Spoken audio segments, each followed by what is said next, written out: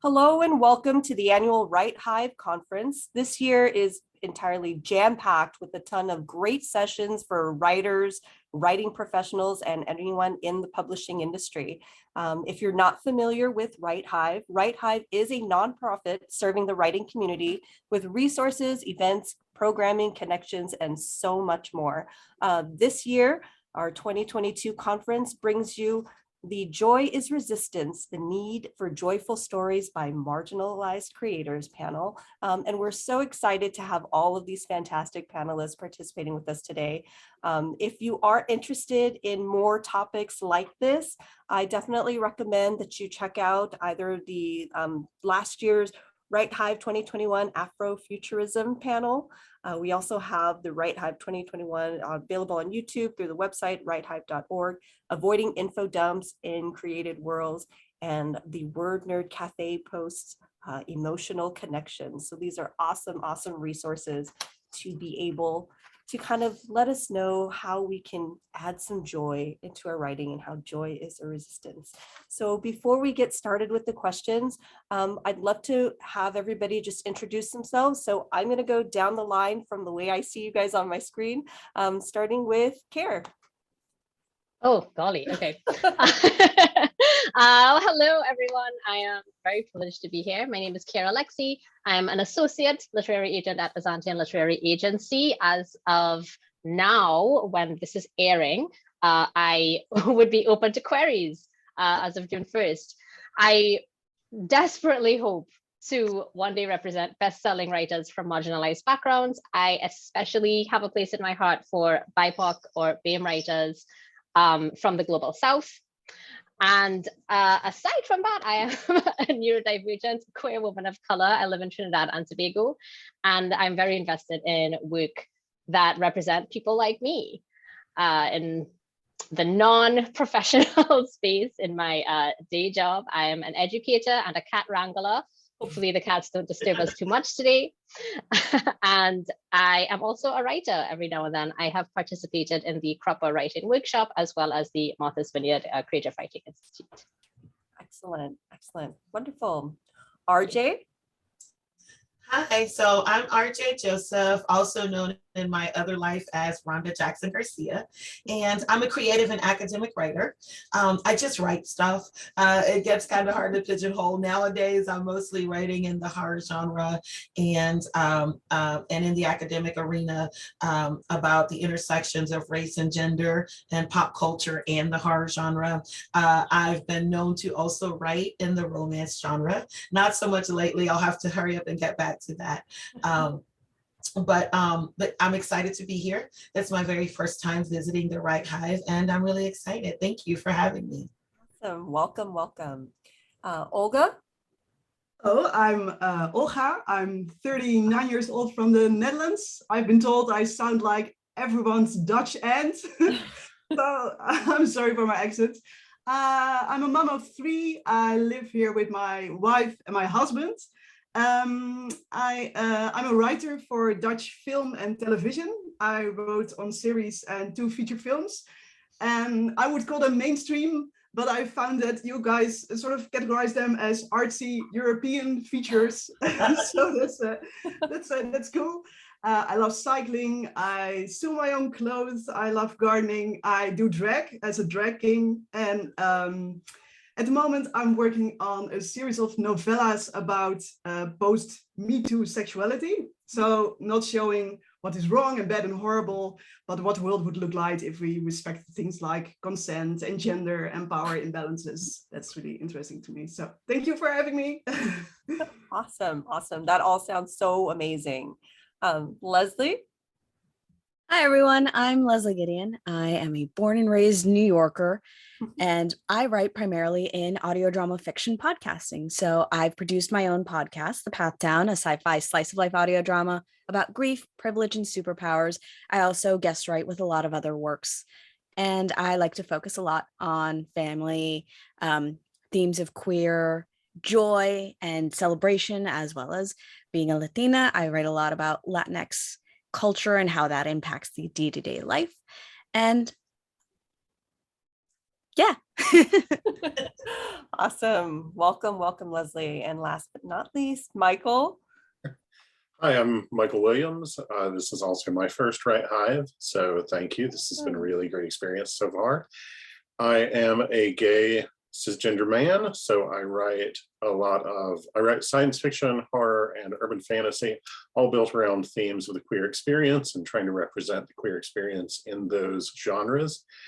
I tend to place a very high value on showing queer joy in those stories, and mostly what I like to do is explore themes of, as I said, the queer experience, but also of like family of choice and how people who feel like they were born outsiders find each other and form communities where they can be the insiders for each other. I'm also an Appalachian native, and my current work in progress is an Appalachian set ghost story about how you can grow up queer in the mountains and feel like you never belonged, and you don't have to go very far away to feel like you're in a different world. Awesome, awesome. That sounds so interesting. So then let's go ahead and we'll jump in. My first question to the panel is, what does the term joyful marginalized stories mean to you? It's a big one there. I'm going to start with Olga. Mhm. Well, thank you. I think when you mention the term, I think a lot of people assume that you refer to a kind of naive optimism, like sort of if you believe in love and peace and friendship is magic, or that it's some sort of hero narrative. I came from this dark point and then I prevailed and succeeded and won life or something. But to me, joyful resistance is more of a deliberate act. It's acknowledging injustice and pain and trauma, also dissecting my own prejudice and trauma and pain, and still, while knowing these depths of darkness, choose for a perspective of hope and change. And I think there's something to all the bad in the world that renders a lot of people helpless, or they use this line of thinking to become passive and inactive, like there will always be war and injustice, or I think I see a lot in the Netherlands, too bad for colonialism, but we weren't there, we can't change it, so why bother? As if bad is a sort of inherent state of the world that can't ever be fixed. And I don't believe that. I believe in change, and I believe in growth, and I believe we are the ones who are brought forward by these systems, but thus can change them. So to me, that is joy, seeing the darkness, but actively and deliberately choosing a life of hope and love and change. Nice. Great. RJ? Yeah, so it's really hard to like follow that up. You kind of said everything very, very eloquently. So yes, to piggyback off of that, I think that I'm in total agreement. It's really difficult to, especially as a horror writer, right, to talk to people about, well, why are you always into doom and gloom? And it's like, well, because that's what it is. That's what the genre requires. But even in these stories of doom and gloom and darkness, there is the idea of hope. There is the idea of joy as your resistance, like being helpful, happy, hopeful, still planning and wanting to change things, even though you acknowledge that the reality is that things aren't so great for some of us. So I think that when I think about joyful marginalized stories, I think about those very deliberate uses of our agency and having that freedom to say, hey, yes, I'm a Black woman who lives in the South, I've been here my whole life. However, I am still hopeful. I still raise a family. I still love. I still write monsters who love, monsters who are free to do what they want to do. So, and I think that that's really important, that it's deliberate. It is a choice, as Olga said. Nice. Lovely. Leslie? Definitely. Oh, brilliant answers so far. To piggyback off that even further, for me, joyful marginalized stories is, in its purest form, a celebration of whatever makes us marginalized. For example, I'm Latina. For me, joyful marginalized stories center around the values that are traditional in that culture: family, food, connection, being queer, the feeling of found family, of finding love and being true to oneself, and focusing on the joys and the triumphs, because there are so much media that focuses on the trauma and the difficulties, and those are vastly important stories to tell, and they still need to be told. But we also need to look at all the positives that come with being queer or a person of color or any type of marginalized group, because in those experiences, there are unique joys that aren't found in other groups, and I enjoy celebrating those. Wonderful. Michael? I think that a really important part for me of like joyful, more marginalized stories is acknowledging that these stories happen in a world in which these characters are marginalized. There are people who are opposed to their existence. And at the same time, their lives are not totally defined by those people's opposition to them. It's necessary that their lives be defined in part by what they want out of their own lives, and to hell with those people. It doesn't mean that they don't ever confront that. That doesn't mean that they don't have to deal with the consequences of those people's opposition to their existence. But it does mean that they get to have moments where they are just themselves. And the borders of their world for a few minutes get to be just them and the people they love and what they want. You know, what do I want tomorrow? What do I want 5 minutes from now? What do I want 10 years from now? Those don't always have to be about the oppressors.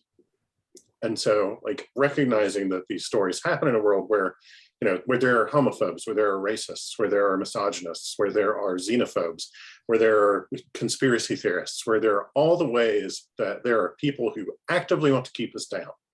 Acknowledging that that is real and saying those people don't control us. Those people are seeking to control us and are seeking to define us, but we get to carve out our own space in the world and do what we want in that space. I think that that's really important. Absolutely. Very awesome. And Keir? Man, I saw the like last person answering coming up, and I was like, what am I supposed to say after all of these? What am I supposed to say? I wholeheartedly agree with all of these definitions, especially these more personal examples too. I guess just to add my own perspective to this, I think a joyful story includes elements of adventure and whimsy and comedy and things like that that we expect from dominant culture or dominant group stories, because they get to tell those stories that don't center on oppression or suffering. And so marginalized joyful stories include all of those things also. And what Michael mentioned there, that it's not that our suffering or oppression doesn't exist. It's not that we don't live in a world where these systems exist, but that the narrative is not about that suffering. The narrative is not about that oppression. And I think Leslie, honestly, everybody mentioned some element of what I hope to say about joyful marginalized stories, but essentially that despite or maybe in spite of whatever systemic issues we are experiencing, whatever oppression we're experiencing, we are embracing the things that are positive. We are embracing the things that do make us happy. And I will absolutely say this, I'm sure more than once, because no person and no group and no demographic is a monolith. Mm-hmm. And we definitely want to diversify what perspectives and what narratives come from each group or each person. Mm-hmm. So each intersecting identity. Great. Those are all such great responses and definitions, which kind of lends itself to our next question of how can joy be an act of resistance? RJ, why don't I start with you? So in a lot of my work, I use the foundation of the inimitable Bell Hooks's idea of the oppositional case, right? And so, and when she posited that, when she says that, okay, when you are viewing media that you're not reflected in, it's an act of resistance, right? And so I kind of extrapolate that in my own work in saying, the actual act of resistance is using freedom, taking it back, taking that agency in telling our own stories. Like for me, it brings me joy to be able to write a Black woman monster, right? Not because I want to lean into stereotypes or anything like that, because as Keir said, no group is a monolith.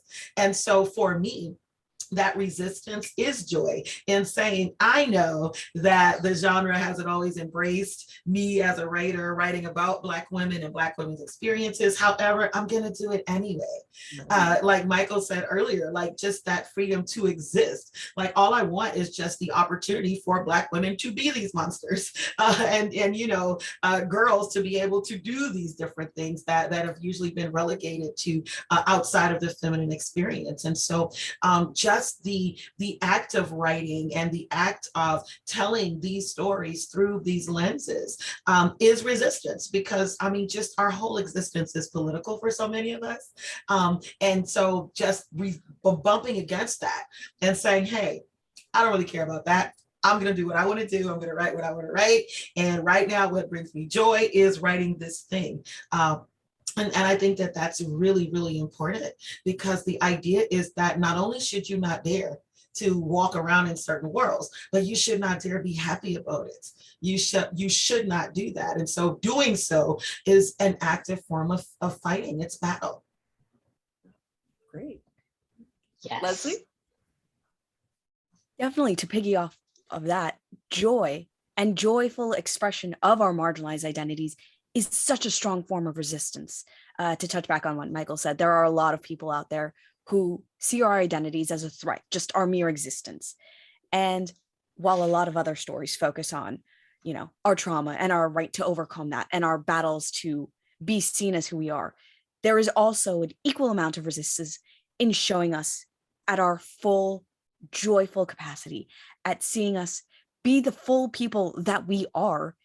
And that includes the silly, the whimsical, the fun, the, you know, the quinceañera for a Latina, and just having that be a fun, engaging coming of age story, for example, that's very mired in the Latinx experience, for example, and it's still important and joyful, and it's part of being a well-rounded human being and imparting that message that at the end of the day, we're all well-rounded human beings who are informed by our experiences, but contain so much more multitudes, and showing that, yes, we as marginalized people are people, we're full, and that is so important.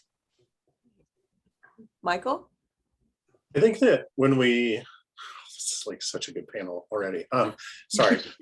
So I think that when we write stories that reflect our experiences as marginalized people, one of the things we have to think about is that different audiences for those stories come to them with different expectations and with different kinds of openness to what they're going to take away from it when it's over. It's almost like different scent receptors, you know, or something like that, or like different taste buds. I don't know. But like there are people who are outside of our communities who are going to come to our stories hoping, I hope, to learn from our experience. But I think a lot of times that audience, if they are totally outside of our experience, kind of shows up expecting trauma porn. Mm-hmm. And I think that when we tell joyful stories of our own experiences, of our own communities, our own people, that's when we find each other. That's when we find our people in the audience. And we speak to them and we say, our stories don't have to be about making those people happy that we told them how bad things are. Mm-hmm. Our stories can be about us reassuring each other, us telling each other that there is a future out there that contains us telling each other that there is a tomorrow where we get to be happy, and we don't have to think about those people. And I think that that's part of how joy is an act of resistance, because joyful, marginalized stories in a lot of ways is saying to whoever is not marginalized in the same way, I'm not here to do a song and dance about how you treated me. I'm here to find my people and tell them that we can be together, we can talk. We don't need those people, we can just talk to each other. And I think that kind of ticks people off when they're outside of our marginalization. I think that a lot of people see that and get upset that they aren't getting the song and dance that they expected. And that's what are the ways we resist them? The people who want to hold us down want to keep us angry and unhappy and sad. And when we find our own people and say we don't need to feel those things for 5 minutes, we're fighting them. Awesome. Keir? Whew. Michael used the phrase trauma porn. What I use is stereotype porn. Mm-hmm. In writing, so okay, thoughts too many.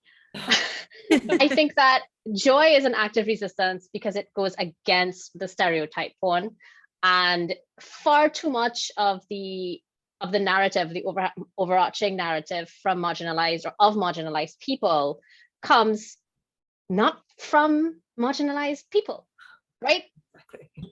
And it consists of narratives of oppression and narratives of suffering and all of these things that, like Michael mentioned, it's trauma. And so when we oppose that narrative, when we oppose the narrative that whatever dominant group or other groups have crafted and imposed on us, that is the definition of resistance. So like when RJ said, you know, writing a Black woman as the monster, right? You can do that, especially as a Black woman, without having to engage with what does it mean if a white person wrote this? No, you get to take that power. And I think that's what it comes down to. It's that power to decide, this is the story I want to tell. This is my story. And this is what I want to share with the world. That reclamation of power. I can't imagine what else could be resistance if not that. Olga? Yeah, what to add? I love your energy. This is a great panel. If I can add, I think a more philosophical note to this, because these are such great answers. I've been thinking a lot about why is there joy in resistance and why is there resistance in joy? And I think this system we live in is a joyless system, and not because I don't think that systems work like there's an evil conspiracy and these evil men built these systems, but these systems evolved and now they bring forth the people that most serve this system. And I think, at least here in the Western world, we have this system where, I don't know, we benefit the factories. So I think when you look around at the society, the man, woman, two kids sort of worker unit is the worker that benefits the system the most. And lately I was thinking, what is this perfect worker? And the perfect worker in this system is somebody who's productive and sexless and joyless, because the productive worker will devote all her time to be useful, worker B to the system. She's sexless, so she doesn't waste too much time on a relationship. And she's joyless, so she can be this perfect consumer and buying stuff to make her happy. But she won't be, because she doesn't have these two other things. So personally, I've devoted my life to be as lazy and erotic and happy as possible. Yes. And it's so hard.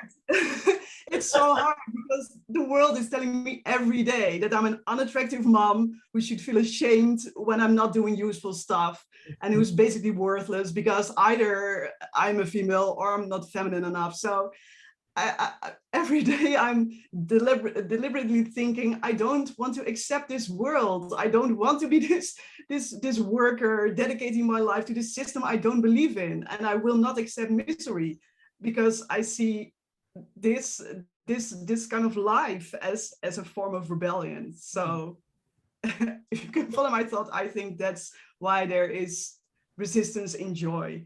Right. Wonderful. Right. Our next question. Why do you feel that joyful stories about marginalized characters are an important addition to the literary conversation? Right. I'm going to start with Michael. I think that they're, again, I think it's connected to us finding our own people. And I think that it's sort of the other end of that. It's making sure that audiences out there see that there are stories that can reflect their own experience and can tell them, hey, your experience is valid. What you're feeling is totally valid. And there's going to be a way out of this, And whether that's a horror novel where they overcome, or it's a horror novel where they become the monster. I really love that RJ's talk about, like letting somebody be the monster, because I have a series about a dude who's a gay guy from the 40s who tells somebody, I became a vampire because I was tired of being told I was a monster and decided to show people what a monster is. Yes. And I feel like saying to people, like, your anger, your feeling of being oppressed, and your goals and your joys and the things that you want out of the world, but you're afraid the world won't let you have, and all of that stuff. Like, here's a story where it happens. It's okay, you know? And I just think that that's so important for people out there who don't know how to put into words what they're feeling and experiences. I think that it's important for us to do that for them and encourage them to go on and put their own story into words, you know? Keir? For me, this answer, and I think Michael touches on the heart of a lot of the things that I would want to contribute to, but it comes back to this idea of it being a monolith, right? Like, joyful stories are important because we have so many stories, and this is a large aspect of the stories that we have and that we should share. But also, I think it's important that an audience, especially an audience of marginalized people, sees themselves in these stories. Like, I don't want to sit down and see myself only in stories that have to engage with the systemic problem. Look, I do that every day. Okay. I do that every day. I have to wake up on a daily basis and engage with the world as me. Especially in reading, I want that escapism, you know. It's one of the reasons that I read or I watch TV or any of these things. And because what we consume from media is so essential, I think, to the development of us, an identity of ourselves, and what are the standards for us, what are our standards, right? Like seeing the heteronormative family on TV, like that. I don't want that to be the only representation. I want to know that when I want something different, that's okay. That's not just acceptable, but celebrated, right? That's really important. And because it's because it ties so closely to our identity, I think it's so important that we have those stories so we can separate our identity from the systemic problems that we engage with. These problems, whether it's like our trauma or oppression or stuff, whatever that like negative like crap is, that's stuff that happens and stuff that exists. That is not my identity. We can separate our identity from those other things and other narratives. Leslie?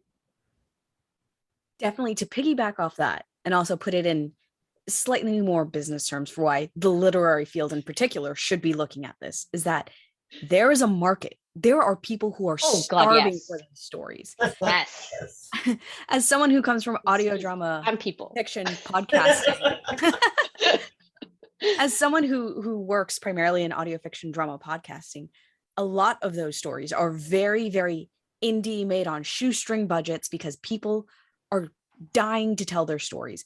And a lot of audio fiction podcast stories focus on queer joy or just queer experiences, or just having queer people living either, you know, happy, joyful experiences or just mundane experiences. There is something to be said about seeing, you know, a non-binary person just having an argument with their roommate about rent, and having that, you know, more mundane representation alongside the more joyful representation. And now, especially recently, we've had some really big shows like Our Flag Means Death and Heartstoppers on Netflix, where it is queer joy. It doesn't necessarily shy away from the difficulties of being queer, but it has those queer identities that are living their best lives and living full, rich lives. And Our Flag Means Death did not really have a marketing campaign, but it skyrocketed past so many other bigger shows because that market is starved for that content. And I think that's something we need to take into account.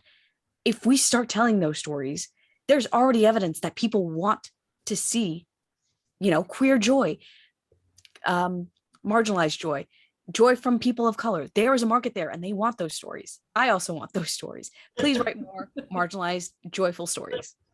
Yes. Olga? Yes, I think I have only one more thing to add to all those great answers. I think that these stories are very important because they highlight why change is a positive thing. For me, I noticed through the years, I went through sexual abuse, but also through legal cases to defend my family because some of our parents tried to take our kids away from us because of our relationship. And I spent so many years in rage about why there was no protection for families like us, and in why these systems were failing us. But I saw that people, I don't know, you always get in these kind of debates that drag on for years, and what is love, what is gender, what is a woman or something, and nothing changes. And I thought to myself, just pointing out all the pain and the trauma for just conservative thinkers, that's not an argument. You need to show why a world where there's consent or where there's a more variety of gender, why that is a better world. And so in the books I'm writing now, sex is better for everyone. Also for the white cis male, who I think is as stuck as we are in this world, but doesn't realize it. So I think it's important to show that that change is something positive, that we all would want something like that. And I think the great thing about it is that it propels the conversation forward, so you don't get stuck in these circle arguments that want to take that you want to tear your hair out, and you sort of take the weapons away from your opponent and show them and put them in a world that they might enjoy more than they realize. So that's that. I think just showing that change is positive for and makes a more equal and joyful world for everyone. RJ? Yeah, so for me, it really is as simple as the fact that dark does not exist without light. So there is nothing that is completely pain without that joy, and so they live together. There is nothing that is all bad, there's nothing that is all good. And so if we have the pain and the darkness, then we also have to have the joy and the light. And I think that's really important in the literary conversation, mostly as many of you brilliant people, this is a great panel, I'm loving this, have already stated. It's to offer experiences through different lenses. Like none of us are exactly the same. And so our stories are not going to be the same. And so there are going to be people whose experiences lend themselves more to that darkness and some that lend themselves more to that joy. And so they have to coexist. One just doesn't do it without the other one. And this is really important because there are some people in our literary communities who need to understand that. Like they need to understand that, for instance, Black joy does not mean a minstrel show. That's not what it means as dancing and grinning and happiness just constantly. That in itself is not always joy either, right? And so there has to be sort of a balance where the universe doesn't always give it to us. As writers and creators, we are able to offer some of that balance by offering the joy along with the pain. Mm-hmm. Awesome. Sure. Yeah. So that really kind of lends us to the next question, which is, what is it that you look for in such a story? Like, what is it that each of you look for in a joyful story? And you've kind of touched upon it in different cases, but let me start this time with Leslie. For me, it's joy that resonates with my lived experience. There is a certain disconnect that I think a lot of us can relate to when looking at mainstream dominant media. It's like, Sweet 16, I never had that. I don't relate to that. A quinceañera, though, it might seem similar on paper, but it's a vastly different experience with vastly different connotations. And it resonates with me more internally. Same with a lot of queer romances. They resonate with me in a way heterosexual rom-coms just never do. Mm-hmm. So it is, it's all the buzzwords. I'm looking for representation. I'm looking for people who look like me, but I'm also looking for an experience that resonates with the experience that I've lived. Keir? Exactly that. Exactly that. I think I do enjoy stories that are absolutely about destroying the system, right? Are you burning down the patriarchy? Yes, I'm there. Are you drowning the colonizers? Psh, I got you, right? Like I do love those stories. I do. But like Leslie said, I need to resonate when I'm reading with some aspect of what's going on. And so in those joyful stories, and I do want to say that it doesn't have to be like a very specific, in that if I can see a parallel between the culture that I'm looking at and my lived experience within my own culture, I think that is also something that can create resonance. But I can't count the number of times that I've read a book or my husband. So I am in an interracial relationship. My husband is Black, and I cannot count the number of times that he and I sit down and we watch a rom-com together. And we're like,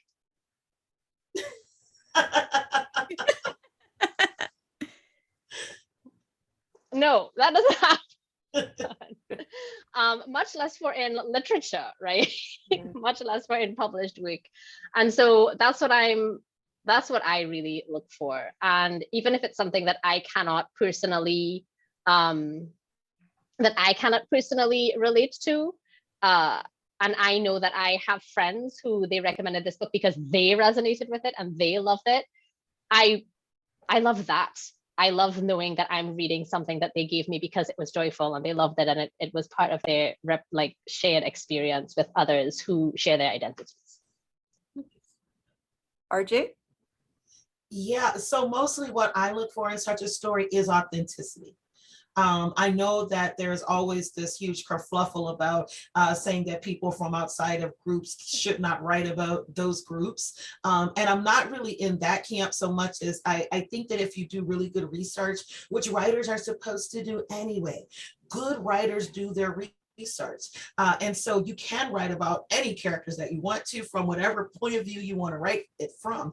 But what I look for is that authenticity in that I like to look at, let's say, a queer romance and be able to see that it was written by queer people or someone who was intimately involved in that experience. So as far as the broader umbrella of human experiences, I mean, love is love, right? But I like that honesty that only comes from using directing your stories towards that particular audience.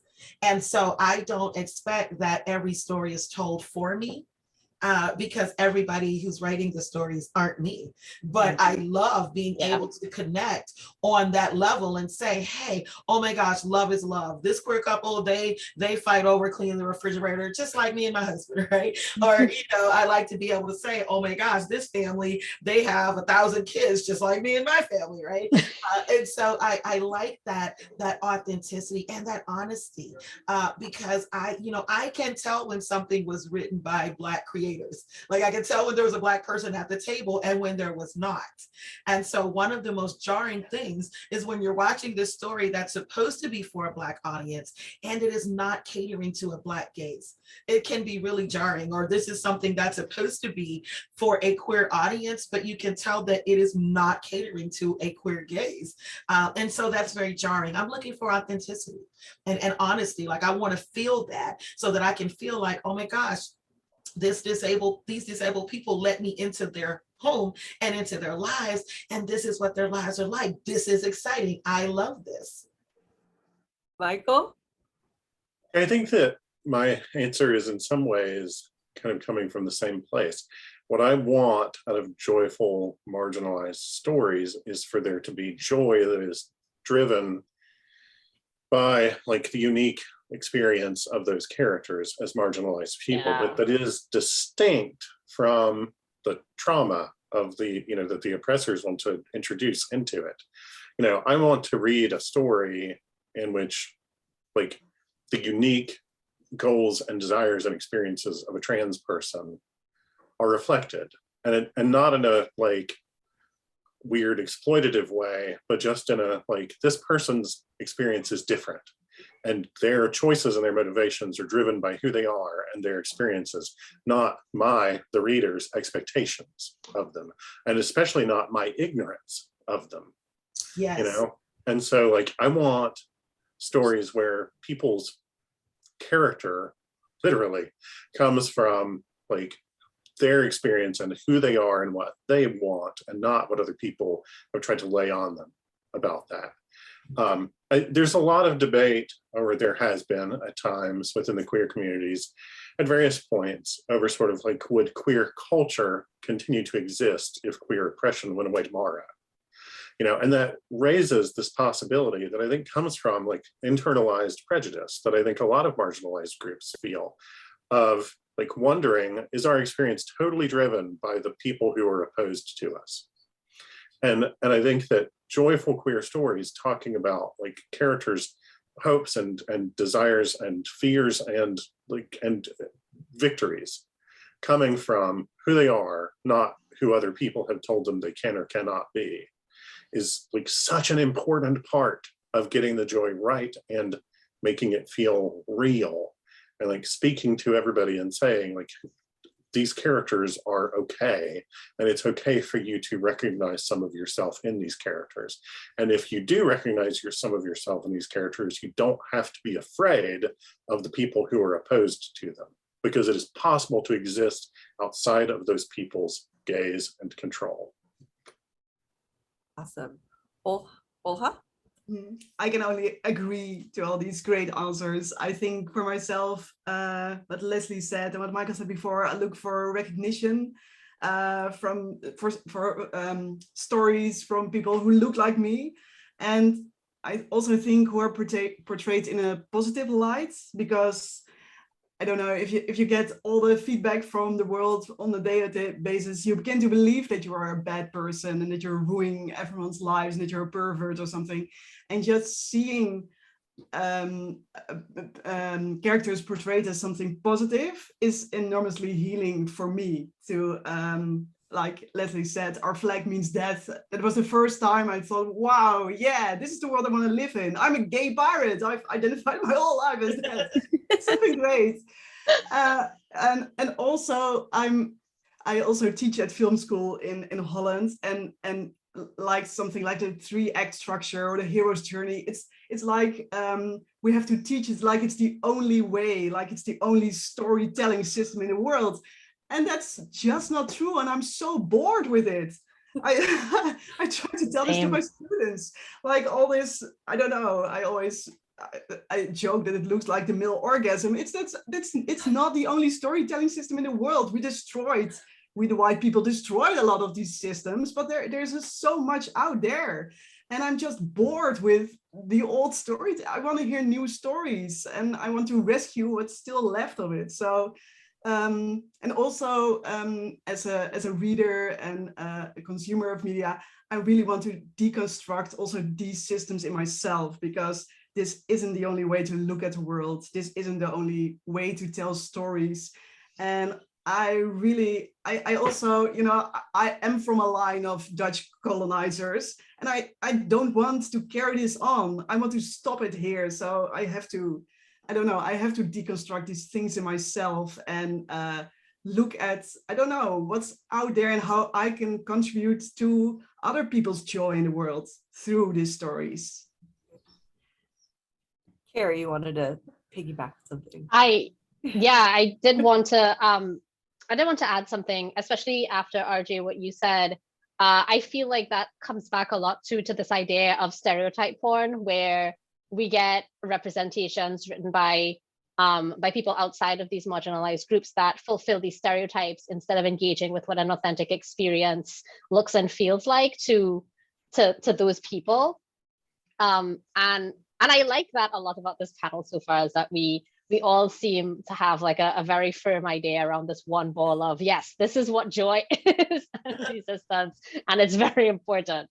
And also as well, I like it. I don't know. That's what I just wanted to say. I like it. I like all it. That's where I was going with that, I think. Oh, perfect. Yeah. Well, I'm going to start with you on this next question then, Care. Oh, goodness. Our next question then is, how do you find joy as a writer?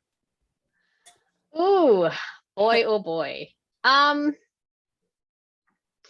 think that there's that's a hard. Oh, okay. I'm gonna nutshell the background info for this as best as I can. A lot of my work these days is a lot less focused on my work as a writer and a lot more on developing as an agent. But when I was writing much more often, a lot of my writing was about reconnecting with a culture, a history, a heritage that I, growing up, had actively tried to divorce myself from, and as I tried to assimilate for other things in other ways. And so in my writing, I found joy in engaging with that heritage, engaging with that culture, sitting down and having long talks with my grandmother about about her parents and her grandparents and her experiences growing up and all of the things that she tried to give me when I was a child, but I was too busy trying to not engage with because I was too Indian, or I was not Indian enough, or I was you have an accent, you're really from Trinidad, like all of those things. And so I found joy in reconnecting to all of those things that it took me 20-something, 30 years to realize were beautiful and important to me and did bring me happiness and were a deep and an important part of my identity. And that reconnection is how I found and put joy into practice in my writing. Nice. Olga? Yeah, I think this is a hard one.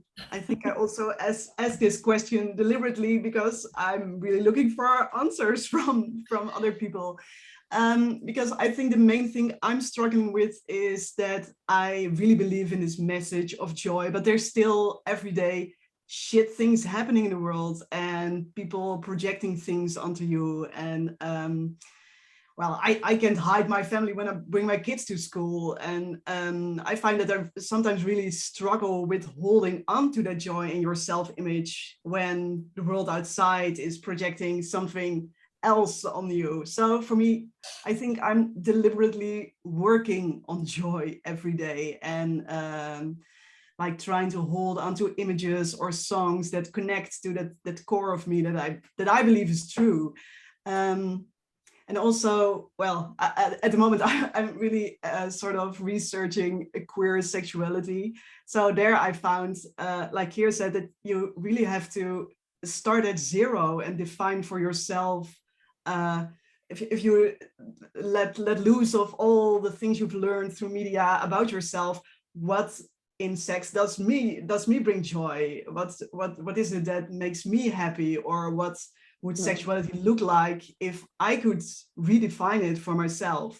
So that helps. And also, I think what we said before, seeking out other stories, connecting with other stories and other writers, and yeah, sort of borrowing a bit of the joy that other people are bringing to the community.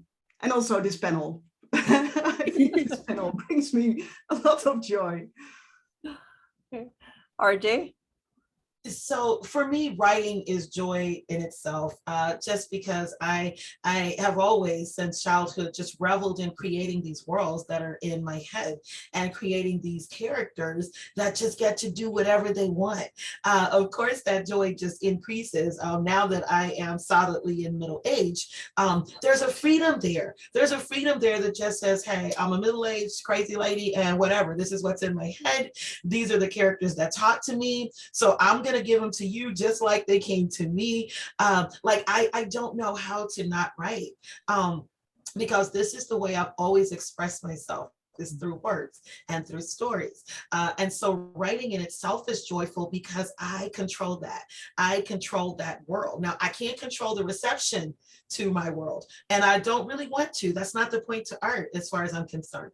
My job is to create it, to do what I will do with it, and then let it go. The other part of that joy, though, in writing is in working with up and coming other writers. In my other life, I'm an English professor, and so I enjoy thoroughly introducing my students to different written works by different writers. and seeing that light bulb go off when they're like, oh my gosh, this is a story about somebody like me, or oh, I can actually be a writer. Like that's a real job that people can do, and so the joy is kind of multifaceted, with those two faces being the ones that bring me the most joy. Like I really enjoy introducing people to just written works. Like it's just everybody needs to read. I really enjoy that. Michael? So my knee-jerk answer, which is probably not constructive, was by making terrible things happen to bad people. Yes. I love it. I write horror. What can I say? Some of what I write is horror anyway. But to some degree, that's like actually sort of tied to the real answer. I don't know. Part of what brings me great joy as a writer is to have a person who has been told their whole life that they are wrong turn out to be right. Mm-hmm. And a lot of times that comes from making bad things happen to terrible people. But beyond that, sort of like a more serious answer, I think connects a lot to what RJ was saying, which is, it made me think of Anne Rice's advice, may she rest in peace, of like, write the stuff that scares you to write, because that's when you're talking about the real stuff. And I think that the more I take the filters out and the more I just like lean into the weird stuff of my life, lean into the really marginal, like not marginal, but like the edge case stuff, the fringe stuff that has happened in my life, and really tell the stuff that is deeply personal, I think that A, that's joyful for me as a creator, but B, when it turns out a reader has connected with that part, then that's when I know, oh, that's somebody who really needed to hear this. And I, as a writer, needed to hear that they needed to hear this.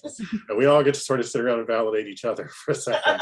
And that feels really good. That is really nice. Like when you tell the really, really, really out there stuff from your own experience, and you tell it knowing that people who have not shared this experience will not believe that it's real. They will see it as just the most extreme of fiction. And then somebody sees themselves there. That is the best feeling in the world. Oh gosh. Yes. Yeah. Leslie? For me, my joy in writing is completely selfish. And I think it's important to write from a place of selfishness. I write the stories that I wish I could have read when I was younger. I write stories that make me excited. Queer people planning a heist.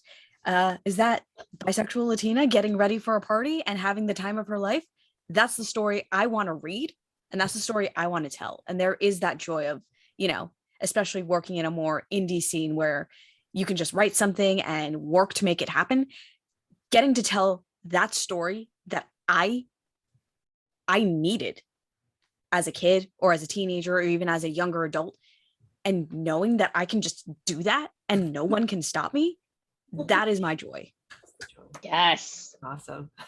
Those are all Seize the power. great. Yeah, great ways to find joy, right? So then, do you feel like there's a lack of joyful stories at the moment? Right. I'm going to start with Michael. I think that there's a lack of marketing and market attention on joyful stories, because the market is still driven and largely controlled by people who are outside of these marginalized experiences. And they still only ever want the story of how bad we've got it. I think that there are not a lack of people trying to tell the joyful stories. I think that there's a lack of the people telling the joyful stories getting heard over the din of people demanding just more trauma porn for them, and I think that drives people to give up earlier than they would if there were more market attention on their work. I think that it's hard. You have to recognize, I think, that you're not getting into it to get rich, and you're maybe not even getting into it to break even. And then as long as you can accept that, then you can keep going via other means of validation.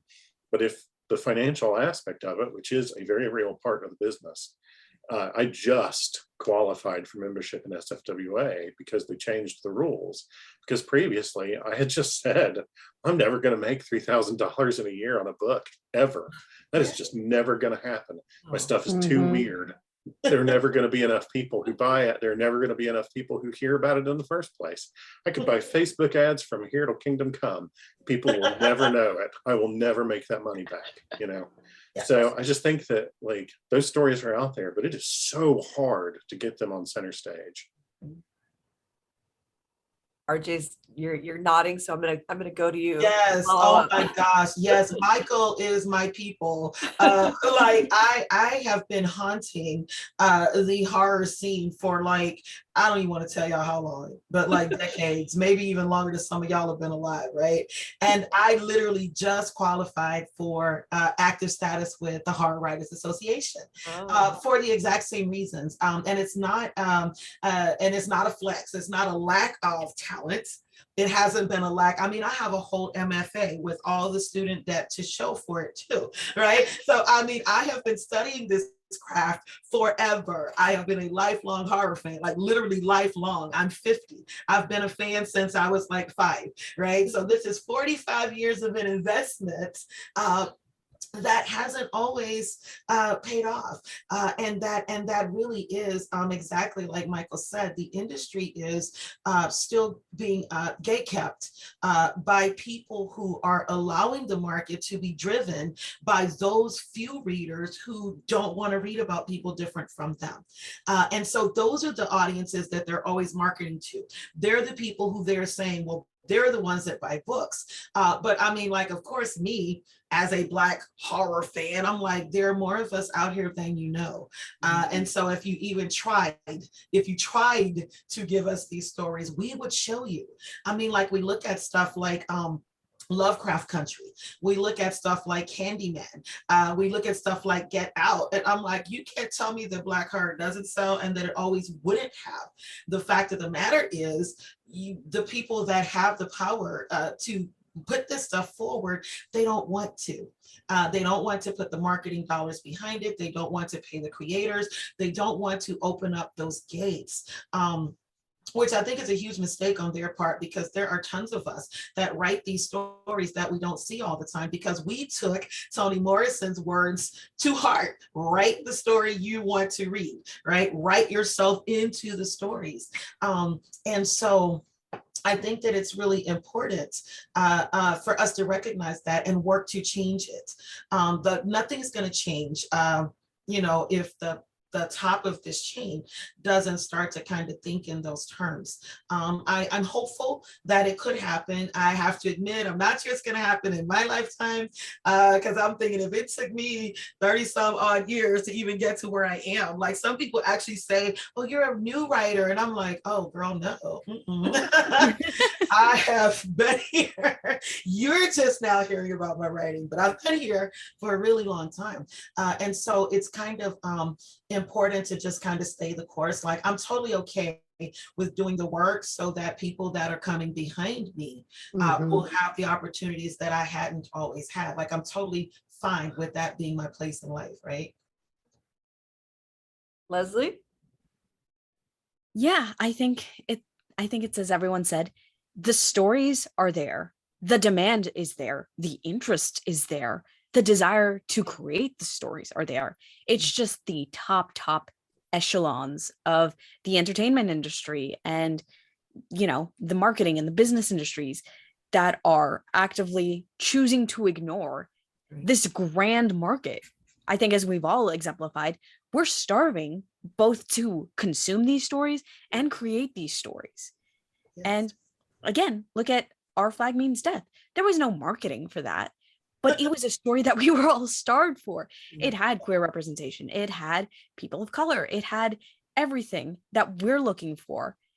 And just by sheer word of mouth, it became a runaway success. And there are plenty of stories like that out there that right now it takes a little bit of digging to find.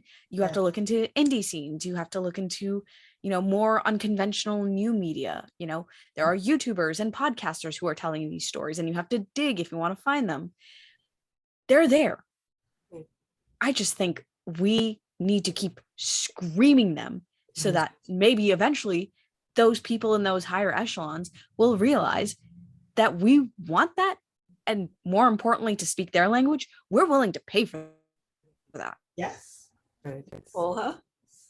Yeah, well, I'm on the other side of the ocean, so I can't speak for the American landscape, but well, the Dutch media isn't especially joyful or vulnerable. And I've been working for 10 years now in Dutch television and film, and I've been trying to make all kinds of queer media happening, and it's really, really hard. Last year I worked on it was a lesbian rom-com, and it had more gay characters, and I was told I could keep one queer character. That was all the Dutch landscape could take. They said, well, no, you choose just one of them, and the rest of them, you just make them hetero, because this is too much. So it's really a fight, because I think we are, in the general sense, I think we are 5 years behind on your guys.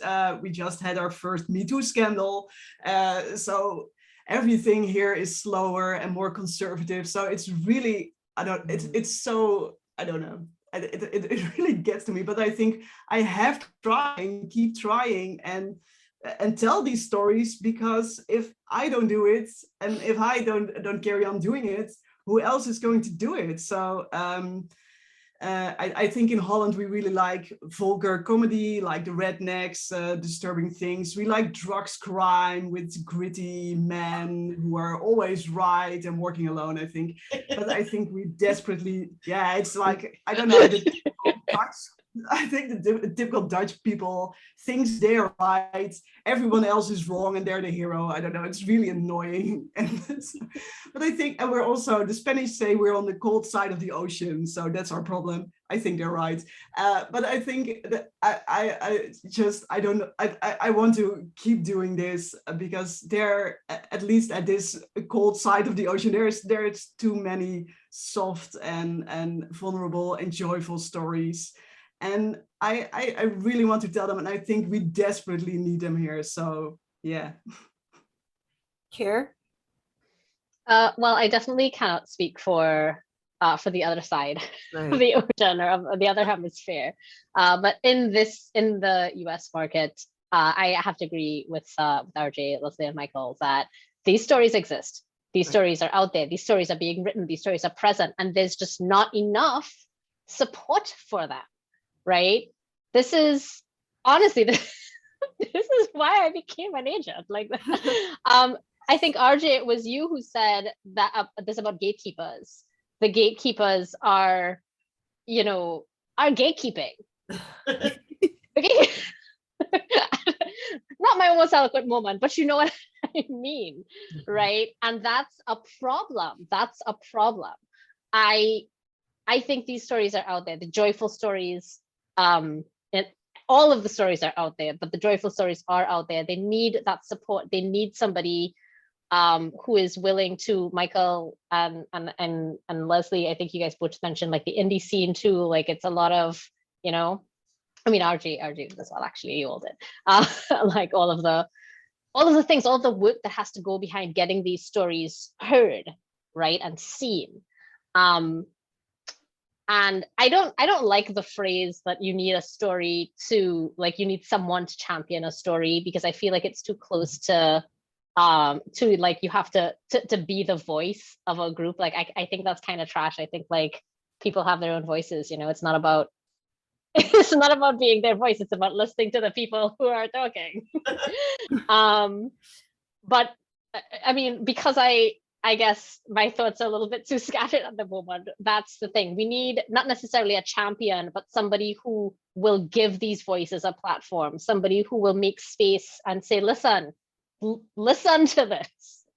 And I mean, that's where I'm at, because I believe those stories exist and they're being told, and they just need the support to reach people. Right. Great. Those are all great responses. Okay. Leslie, I'm going to start with you on this one. Do you feel that it is important to avoid marginalization taking place within the story in order to allow the culture to properly shine? I think there is always going to be a balance, which is a difficult answer because in part, we are marginalized and that is part of our experience. And at the same time, we also have to center ourselves as the stars of our own stories because our identities are marginalized. And we do have to engage with that one way or the other. And I think it's important to recognize that. I think it's important to acknowledge that. But I also think it's important that we not put that aside, but acknowledge it from a different lens. Because when we are the main characters of our own stories that we choose to tell, that gives us the space to explore our culture and our experiences and our, unique idiosyncrasies that come with being a person of color, that come with being queer, that come with, coming from a lesser known region. If you're outside of the United States, that can be a whole thing in and of itself. And I think it's important to acknowledge that there is still that feeling of marginalization, not doing it to ourselves, but acknowledging that it's still part of our reality. Michael? Yeah, I think that it's one of those questions where we have to ask, for whom are we writing this story?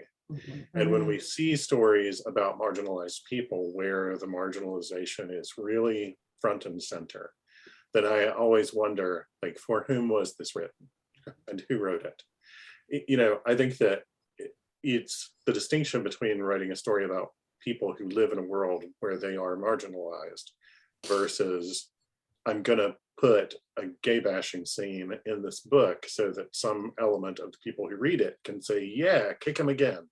I think that there is a degree to which that happens. And I think that there are people who write those stories thinking, well, if I include in this a really explicit scene of a sexual assault or of a racist attack or something like that, then I'm doing those people, quote unquote, a favor by emphasizing to the readership the trauma that they've experienced.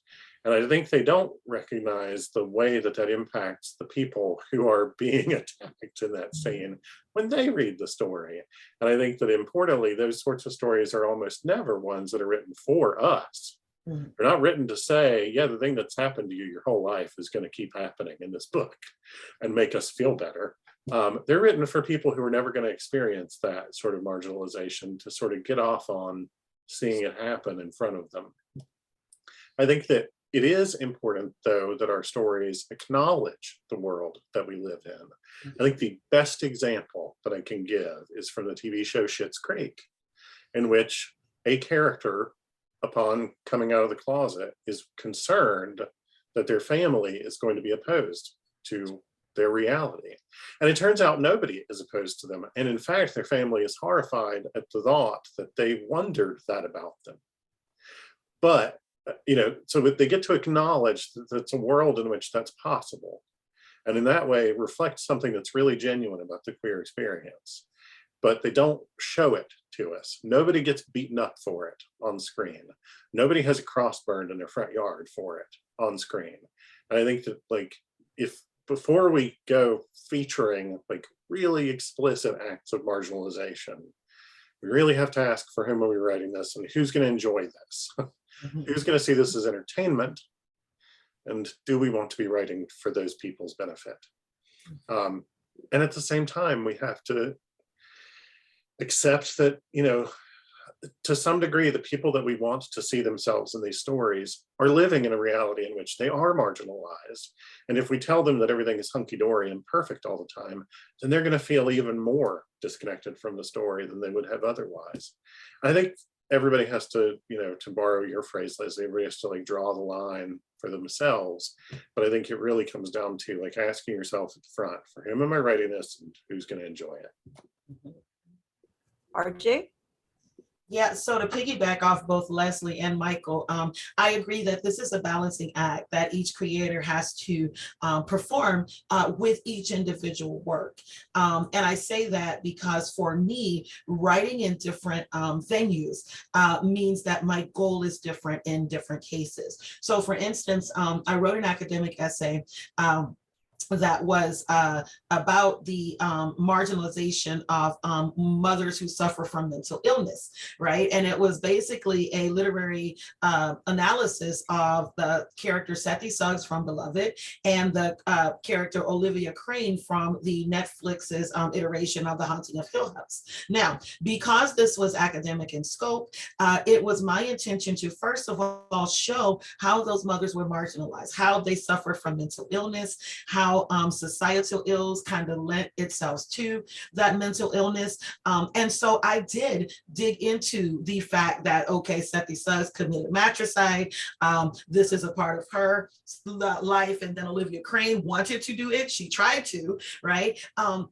And so it wasn't so much to put them on, to make people go, yep, there are crazy mothers and we should name them monsters. Like my exact point was the opposite, was that can we call these mothers monstrous if their monstrosity has derived from us labeling them due to things that they couldn't control?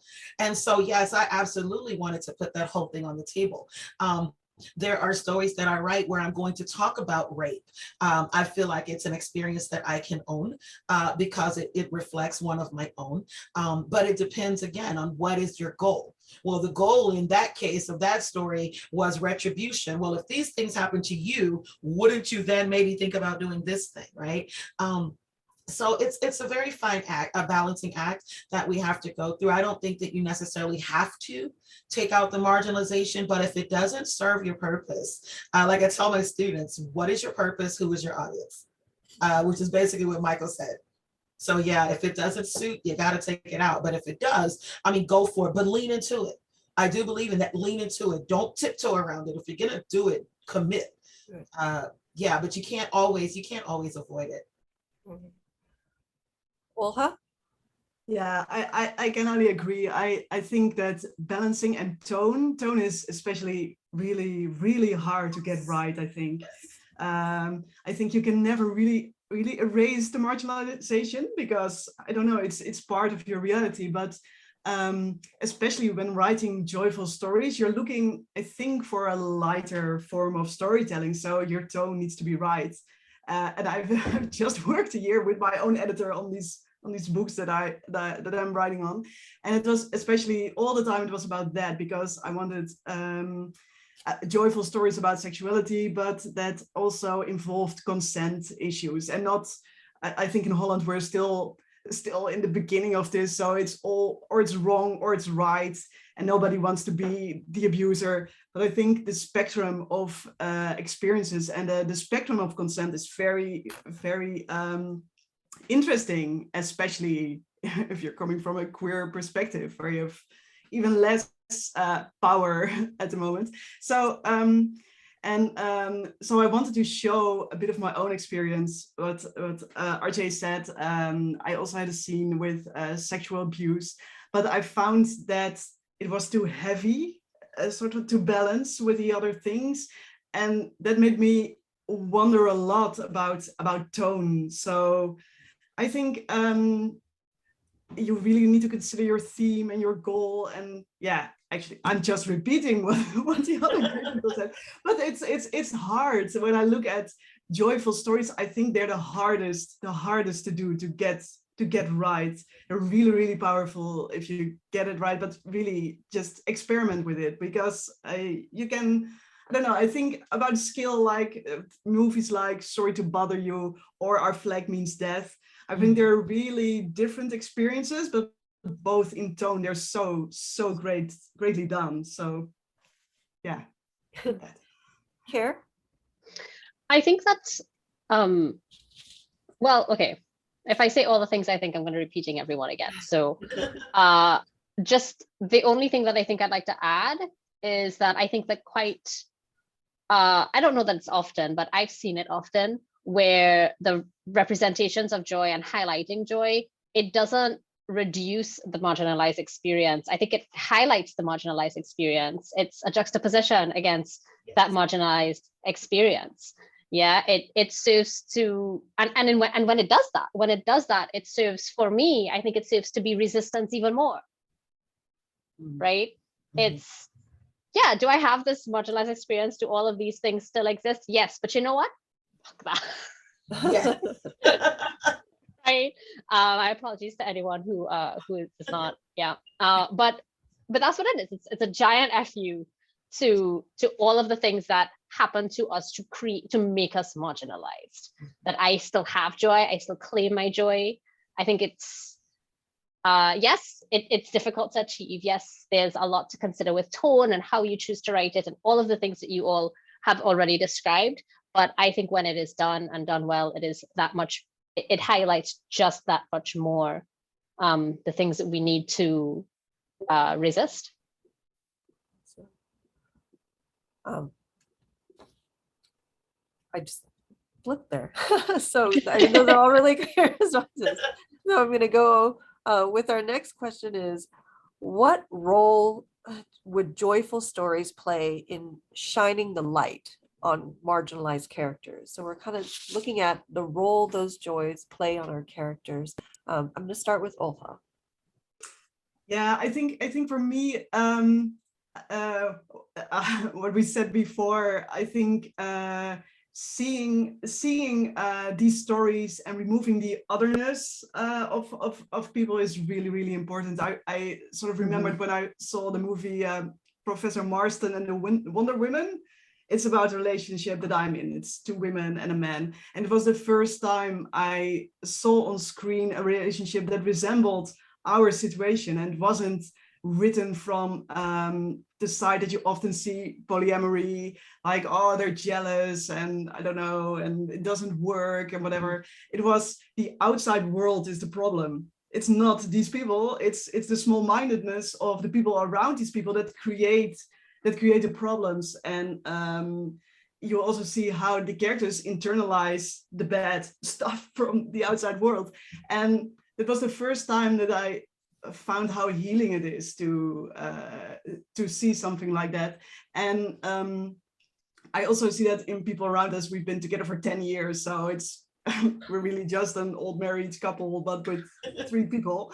But I see that people, when they meet you for the first time, they're really sort of looking at, okay, what's the problem here? Are they cheating on each other? Is it the idea of the man also who wants 2 women? And over time, you see that people sort of lose the prejudices. So they see like, oh, it isn't such an alien concept. This isn't so different. These people aren't freaks. They just watch Netflix and try to let the kids eat vegetables. So, and I think this is where these stories are really important, to remove that sense of otherness and to connect us by similarities and not sort of highlight the differences. Okay. Leslie? For me, it's a similar but slightly different vein in that focusing on that joy for your characters rounds them out in their full identity. Because as we've touched on before, a lot of characters in a lot of mainstream media are defined by the trauma of their marginalization. So they're not a full person. They are a person that has experienced racism, and that's what they're reduced to, or they've experienced sexism or homophobia. And there is a greater birth of experience for marginalized people, and that includes marginalized joy. And it's also just good storytelling to round out your characters, to not reduce them to one incident or to just Precisely. There are, again, I talk about this a lot for Latinx folks. The idea of quinceañeras or a Latinx wedding is going to be very different from, a white wedding or a sweet 16. And there's still moments of joy. And in those details is when you can flesh out the character. How does having a Latinx coming of age story differ from, the dominant culture or from any other culture? And you can use that joy to build your character, to explore their culture, to act as exposition for who they are, and create a well-rounded character through joy. Michael? Yeah, I think it's very important to give characters a reason to get out of bed in the morning, like a positive reason to get out of bed in the morning. A character can't only be defined by the terrible things that are happening to them and the things that wants to destroy them. otherwise, why are they bothering to fight back?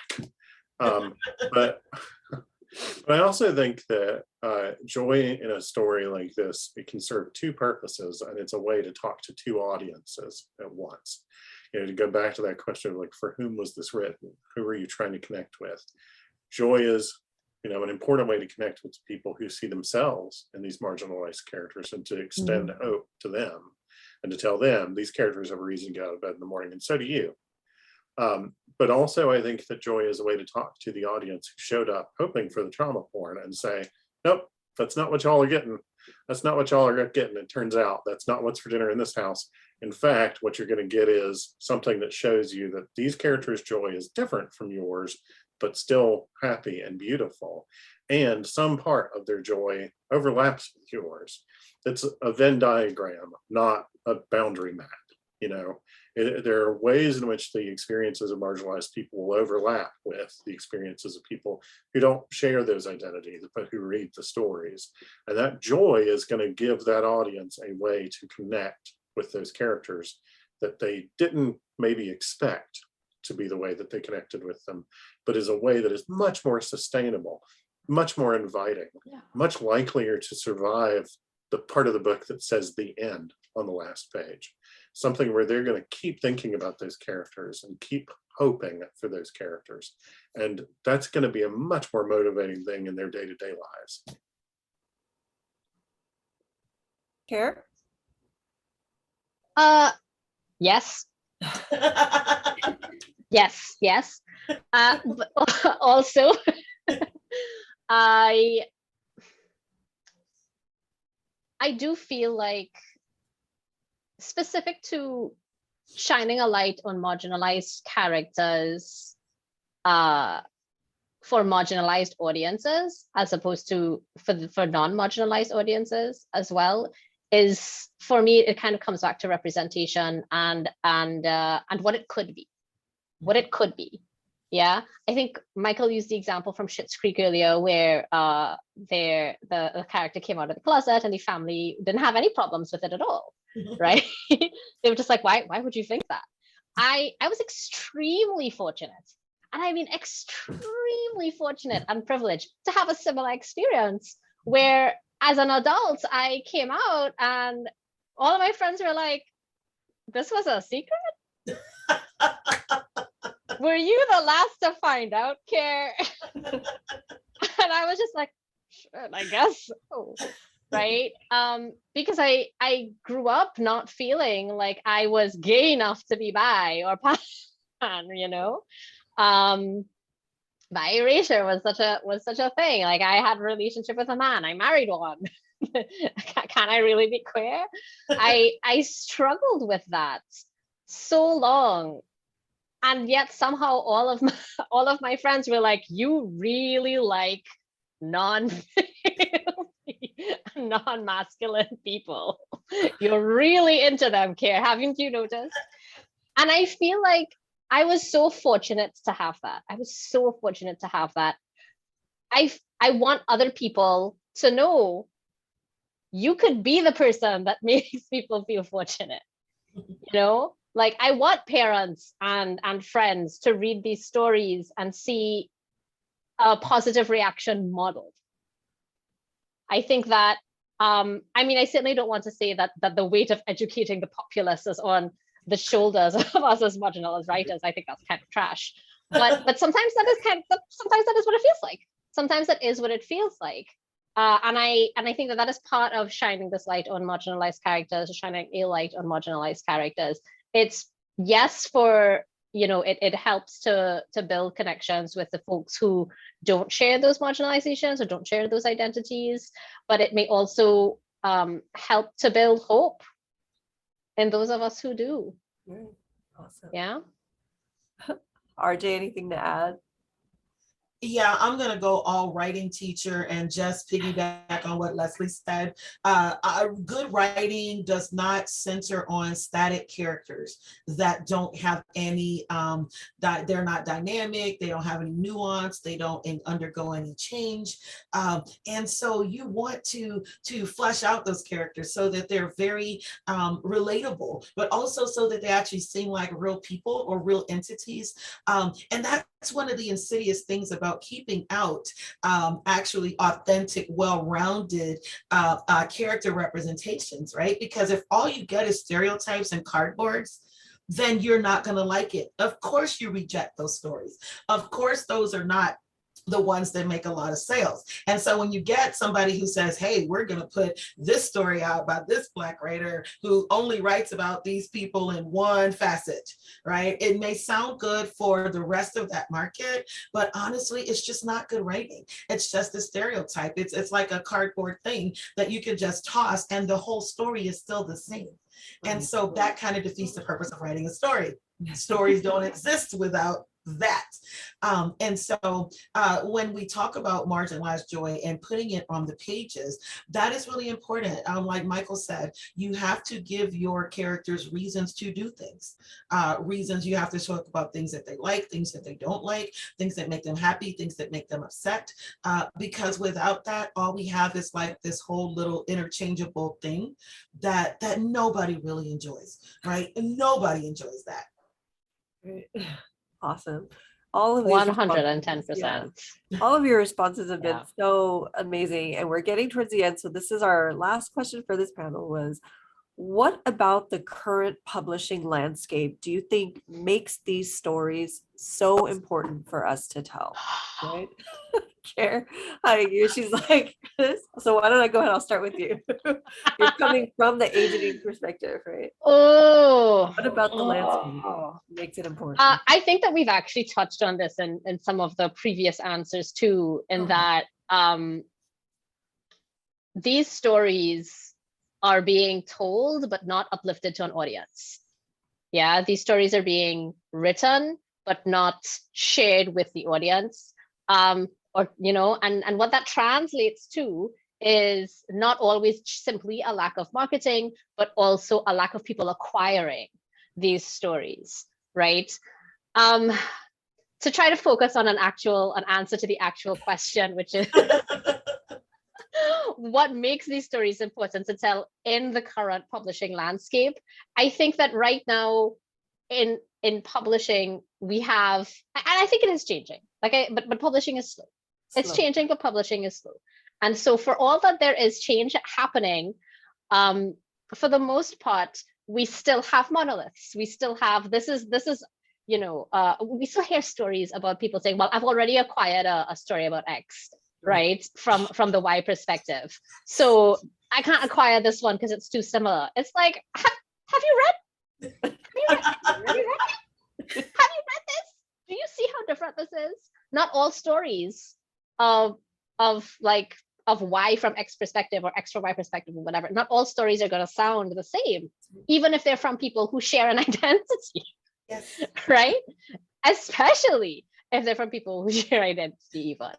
And that is something that we still hear. That is something that I have heard people complaining about yesterday. Right?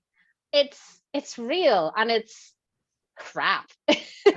It's real and it's horrible. And I think that is why it's so important to tell these stories and these varied versions of these stories, because we need to show people. Someone said earlier, I think it may have been Leslie, that we need to keep screaming about this. We need to keep saying, you know, telling these and showing these and shouting these stories, you know, into the void that is publishing. Just yeet them continuously until they're told, until we have broken every monolith and it's all, I don't know, hives, I guess. Not like these kinds, but you know, the nice honeycomb. But that's why they're so important. I clearly can keep talking about the same thing for like the next 10 minutes. It's something I'm very passionate about, but I'm going to stop there. I feel like I've made enough of my point. Awesome. Michael, what do you think? I think partly two things.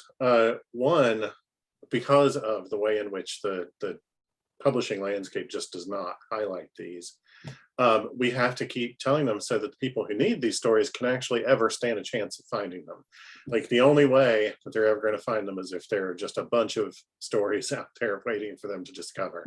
Like the more we can throw out there, the more likely it is that somebody will find it.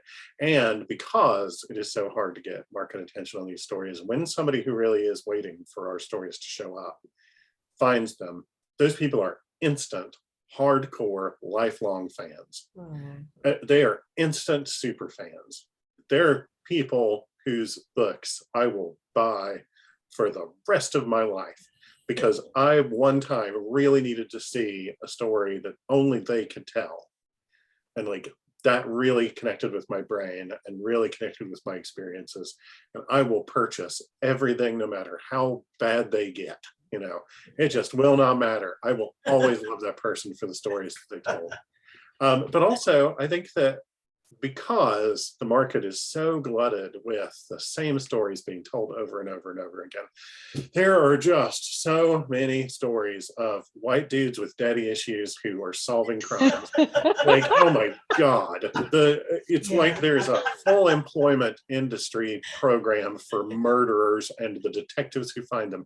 And I've written detective novels, and I'm saying this, like, it's just, there are so many. The market will, like, it's like you said, Keir, like the market will say, well, we've already got a story that is X story told from a white perspective, but this market can clearly support a lot of very similar stories, and all you got to do is walk around a Barnes and Noble to see that, or go to Amazon and see which books are being compared to yours as comparables that somebody might be interested in. And a lot of those books are going to have covers that are almost identical, and those books are effectively indistinguishable from one another.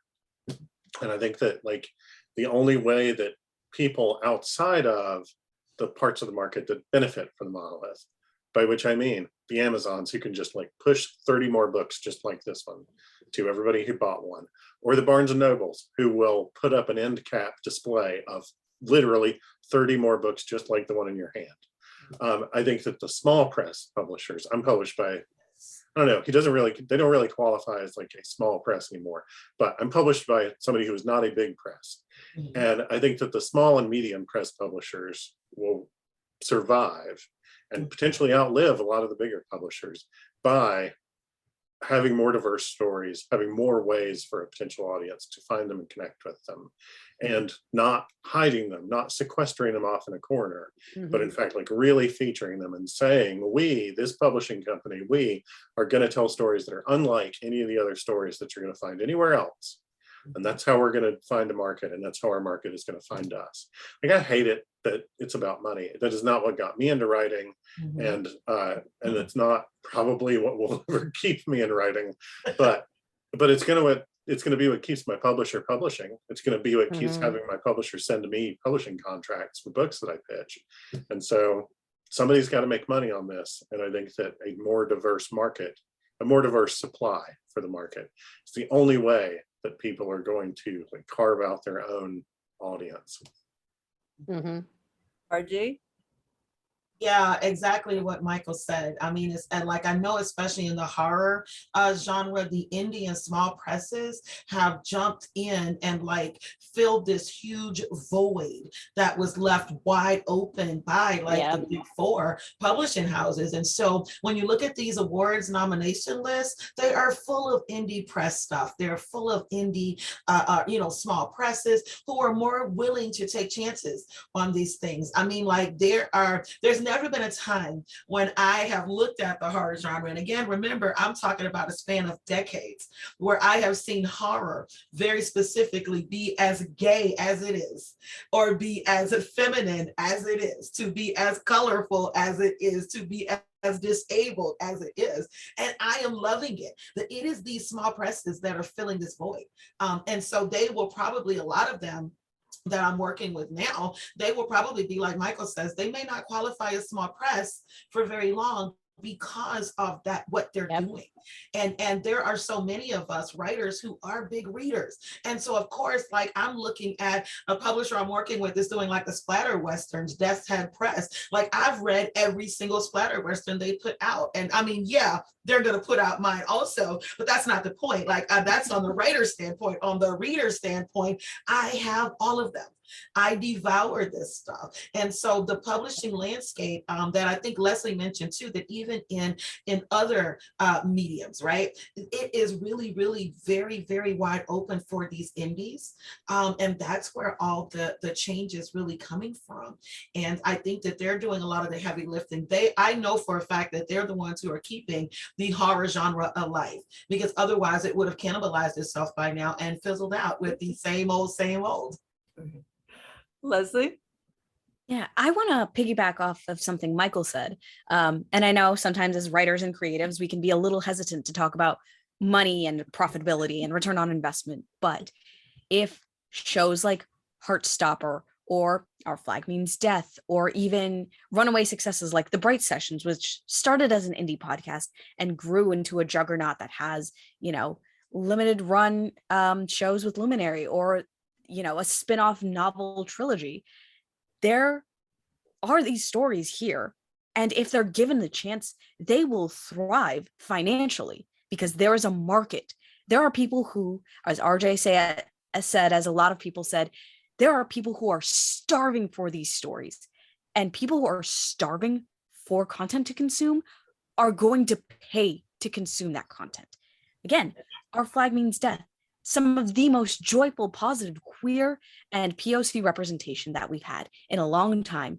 No marketing, but just by pure word of mouth from people who are so excited to see themselves in a very fun, adventurous show.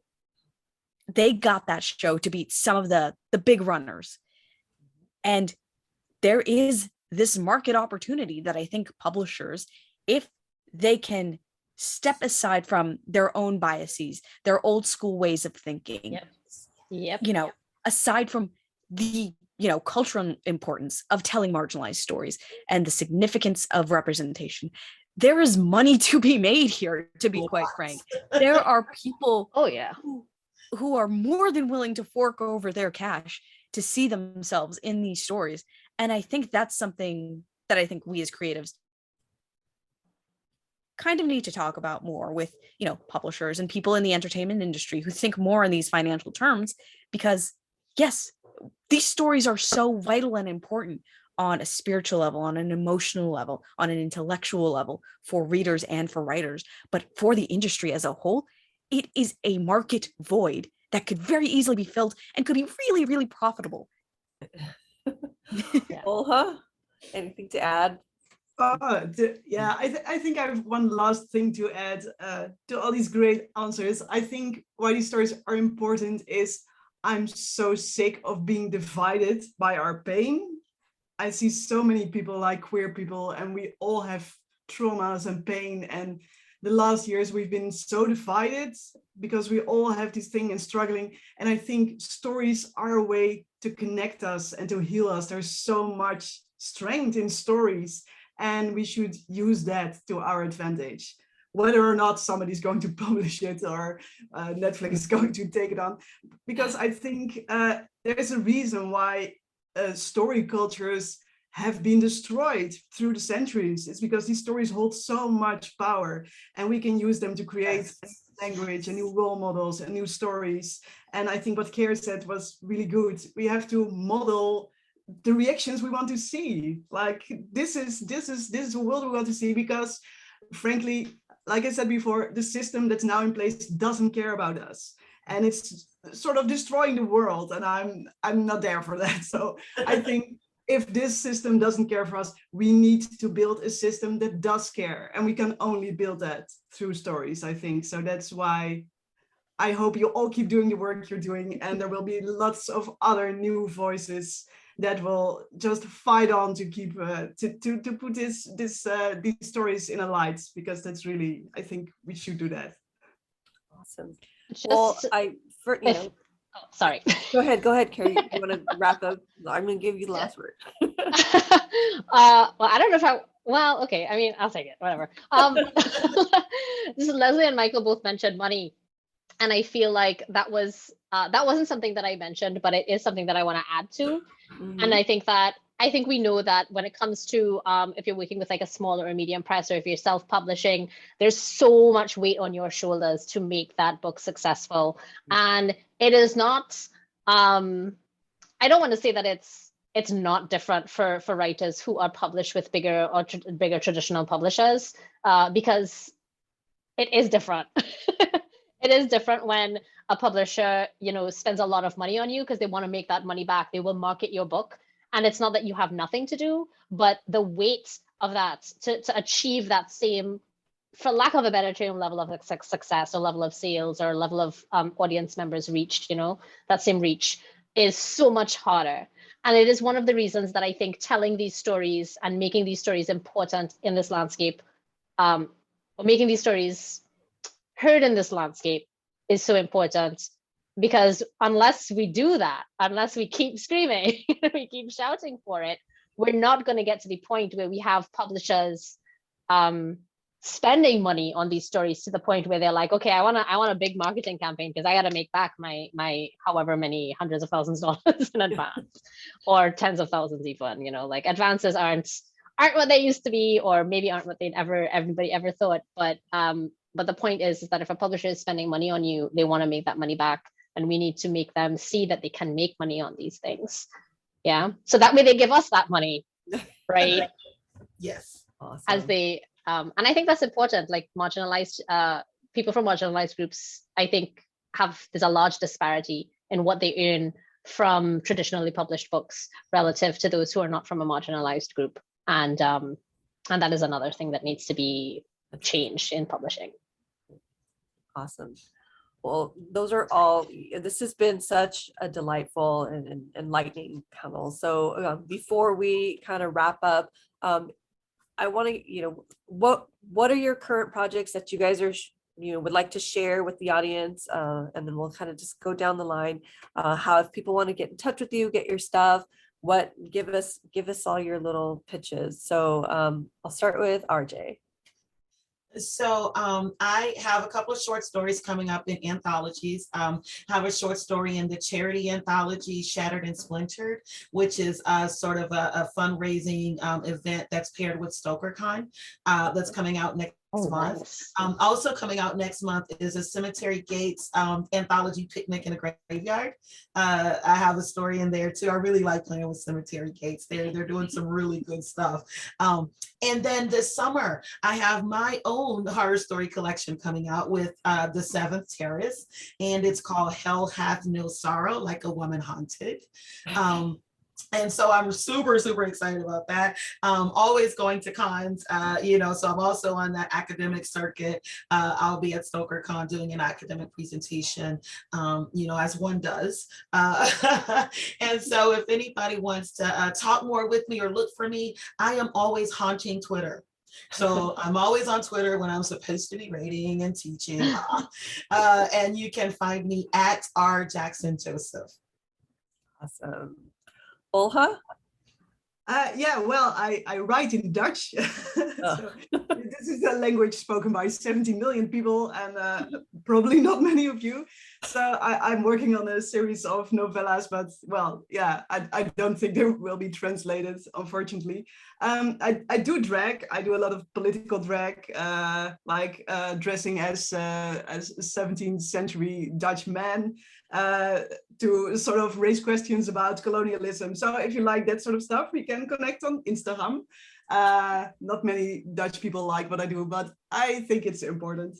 And I also, with one of my partners, I write role-playing games. So I love to connect with writers who do that kind of stuff. We're doing a project where we sort of trace Dutch colonialism and the story cultures that we destroyed through the ages, and try to find writers from those cultures and see what's left there and what we Dutch took from them, and sort of, I don't know, make a collection of role-playing stories that highlight the good things that we took away. So if there's anyone who's interested in that sort of stuff, we love to connect, because yeah, I think role playing is also is kind of storytelling that's really, really connective. And so it's that. What's your Leslie? Instagram account? Oh, yes, give us the account. Thank Oh you. yeah, it's my name. If you type in my name, you can find me on Instagram. Perfect. Awesome. Michael? So 3 days after this panel is scheduled to air, the sequel to this book right here, this is A Fallen Autumn. It won the Manly Wade Wellman Award from the North Carolina Speculative Fiction Foundation.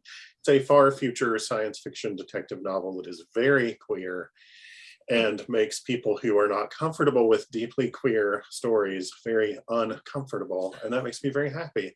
But the sequel to it is called New Life in Autumn, and that's coming out in 3 days if you're watching this at WriteHive. And I also have I'm about to finish the first volume, which may or may not be the end of the story, of a series of novellas that are queer time travel stories set in San Francisco. And I have, by this point, my publisher will probably have told people. So if not, I'm telling people. The first novel in my vampire series, which I finished a long time ago, is coming up on its 10th anniversary this autumn. And so we're doing an author's preferred text, like annotated edition, where I talk about all the real places and real people and things like that that are represented in that story. And that is called Perishables. You can find me at michaelgwilliamsbooks.com, and you can also find me on Twitter way more than I should be as username at McManlyPants. Leslie? Yes. So recently I wrapped up on The Path Down, which I mentioned earlier. It is a sci-fi slice of life audio drama focused on grief, privilege, and superpowers. It has themes of family. It has themes of connection. It has a lot of representation, a lot of which I personally was starved for. You can find that on Twitter at The Path Down. You can find that on Apple Podcasts or whatever your podcatcher of choice is. I'm also working on another audio drama podcast. It's in the very early stages, but I can say it's a sort of modern day retelling of the Hades and Persephone mythos. I'm also working with a lot of other podcasters, collaborating and guest writing on their stories. And that's all, happening pretty quickly. So if you want to keep up with what I'm doing, the stories that I tell, or my occasional goofy memes, you can find me on Twitter at the Leslie Gideon. Awesome. And Keir? Well, I don't have any books coming out, but I hope that your books are going to come to me. I am an agent, as I mentioned, with Azantian Literary Agency, and you can find me on Twitter at my name, so at Keir Alekseii. And I believe that by the time this airs, I will be open to queries. You can check out my manuscript wish list. I feel like if you've listened to this whole panel, you have a pretty good idea of what I like. I will be representing adult and young adult SFF, science fiction, fantasy, and so on. I will also be representing young adult contemporary work. And so do check out my manuscript wish list, follow me on Twitter, all of that stuff. I too am on Twitter when I'm not supposed to be, which is unfortunately far more than I want to admit. But it is a good place to see me like scream about books that I've read and I liked, and scream about things in my query inbox and all of those. So definitely check me out. I'm also at the same handle everywhere else, like Facebook and Instagram and everything. It's the perk of having such a different name. Awesome. Great. Well, thank you guys so much. This was, again, such a great panel. I loved listening to all of the responses, and I hope people enjoy it and find your own way of creating a joyful stories as your own act of resistance. So thanks so much. We're going to go ahead and we'll end it there. Thank you.